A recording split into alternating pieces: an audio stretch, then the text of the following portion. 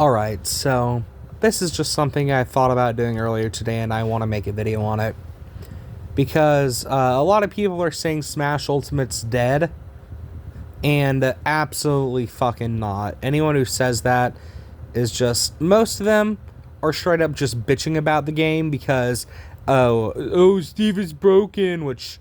Yeah, at this point, I have been moved over to the in favor of banning Steve crowd. But at the same time, I'm not one of those people who's like, oh, carried, he plays Steve, he's fucking carried, because that's not how it fucking is. But anyway, yeah, I'm here to talk about how 2025 and 2024 have been some of the best years in Ultimate's history. And nobody can convince me otherwise. Of course, not only did he have fucking Kagaribi earlier this year, specifically Kagaribi 13, the biggest Smash Ultimate event ever. It's the second biggest in terms of just entrant count, but in terms of how stacked it was, you had more players that counted for more in the rankings compared to Evo, which had more overall entrants, having a lot of people who were just... didn't really have any points for beating them if you were wanting to get ranked. But yeah, we have the most stacked Smash Ultimate tournament in history. I'd go as far as to say most stacked Smash events in history, not even just Smash Ultimate. But let me just list off the different major winners that we've had from 2024.1 to now. So in the first half of 2024, we had Tweak winning 2 majors, Akala winning 2 majors, Mia winning 7 majors, Gluteny, Zomba, Leo, Light, Spargo, Radu, Mute, Shiny Mark, Doromigi, and Tamapi Daifuku winning 1 major, Shattuck winning 2 majors, and Hurt winning 3 majors. That's already 15 major winners across that one season. Then, across 2024.2, the second half of 2024, we had Mia winning 5 majors, Spargo winning 4 majors, Raru winning 2 majors, then Crêpe Salé, Gluteny, Shuton, Ashimo, Cola, Light, Akula, Tweak, and Raki all winning 1 major. And that is 12 different people winning a major in 2024.2. So, 15 separate major winners in 2024.1 and 12 separate major winners in 2024.2. Yeah, that's quite a fair amount. Even if some of them overlap between the halves of the year, that's still a lot of variety in the major winners.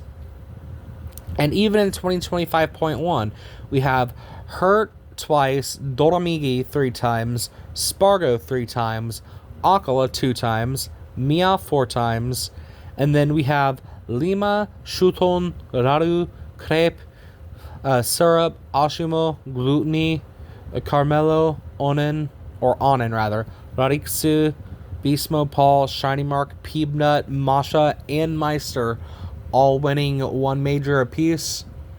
Like, that is huge.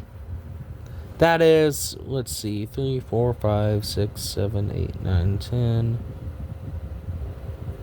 11, 12, 13, 14, 15, 16. That's 20 separate major winners so far in the first half of 2025. And keep in mind, we're going back to a full year ranking system. And counting every player that got their first major win in 2024 or 2025 so far. So, I'll give an example. Zombo winning Genesis X last year would not count because he already won Crown the Third, which qualified as a major in 2023. So, only the players that have won their first major at some point between 2024 and now, that is 17 different people, being Shattuck, Hurt, Raru, Mures, Shiny Mark, Doromigi, Tamapi Daifuku, Crepe Salé, Ashimo Raki, Lima Syrup, Masha, Carmelo, Meister, Rariksu, Beastmo Paul, and Peanut. 17 different people winning their first major in the span of a year and a half. And then the amount of unique major winners we've had since then, so this will include people like Zomba, Leo, Tweak, who have won majors before 2024, yet still have won a major since the start of 2024. That is 29 total different people winning majors. It's not just, like, yes, we have stints where one player is just dominating and winning everything, but honestly, it hasn't been too much like that over the past few years. Like, in the first part of 2024, it was a race between Mia and Nakala, and Mia only got 2 major wins compared to Mia's 7. But Mia also had some pretty big underperformances, whereas Akala didn't. I don't think Akala placed worse than...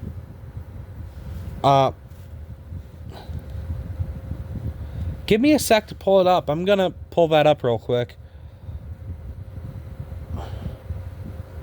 Lumi rank 24.1 top 10. Okay.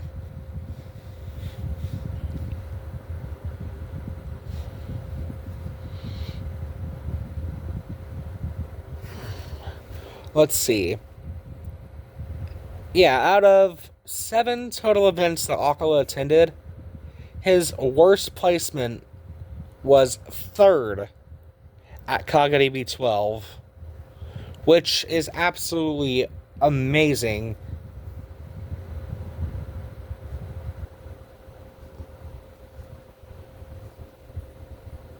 And then Mia's, I think, was 17th at Genesis.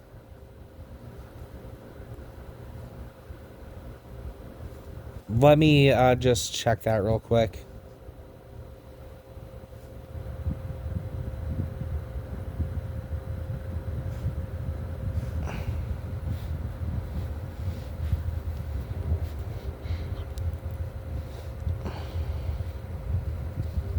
Mia player card.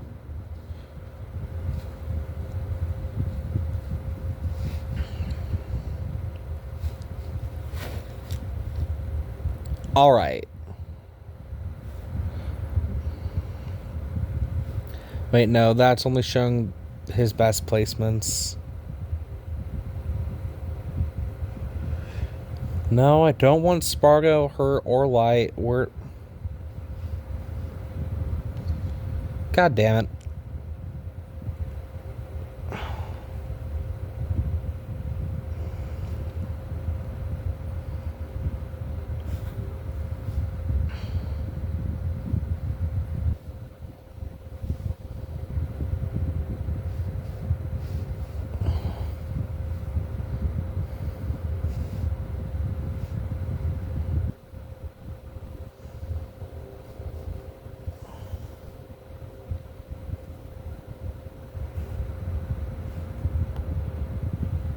No, that's not it. Where the...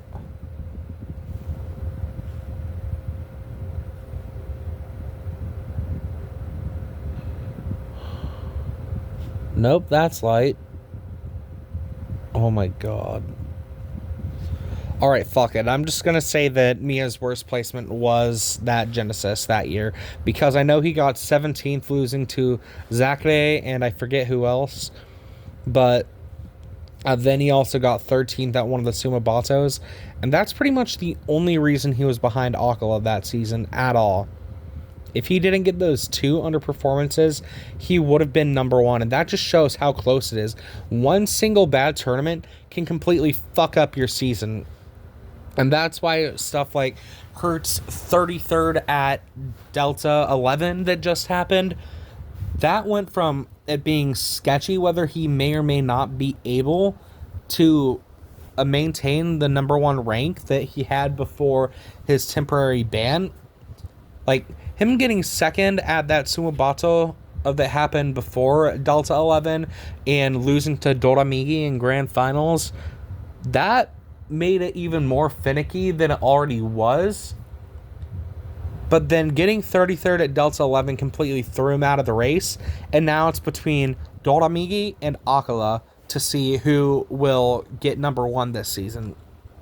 It is a super tight race, and Akala, he has one singular underperformance, and that is going to be his 33rd at Level Up Expo this year, which, if you know Smash Ultimate and you know Akala, you know how major that is. Akala's only ever placed out of top 8 one time outside of outside of Level Up Expo this year. And that one time was Seibugeki 12 at the end of 2022, I believe, where he lost to Kameme and Repo, who played Sora and Mega Man respectively. And for a while, that was a huge talking point because that was his first time ever placing outside of top 8. And now Level Up Expo is his only time ever placing in double digits. So Akala's consistency has been the biggest talking point with him being in number 1. And now in this season, Doramigi has never missed top 8. And to be fair, Carmelo hasn't missed top 8 this season at all yet. But he only has the one Sumobato win, whereas Doramigi has 2 different Sumobato wins, and he has the win at Level Up Expo, which is huge. Yes, Akala won Kagaribi 13, but with his underperformance, that does still make it quite an important race, and we're going to see, with this coming to an end, and now we're just waiting for the Illumi rank to show the top 10 players. It's between Akala and Doramigi, and I'm super excited to see who becomes the new number 1. I'm hoping it's Doramigi, but we'll see. So, just wanted to talk about, or why did I say about twice? Fuck. Just wanted to talk about how exciting 2024 and 2025 has been with Smash Ultimate. It's not dead. You're fucking stupid if you say it's dead. And,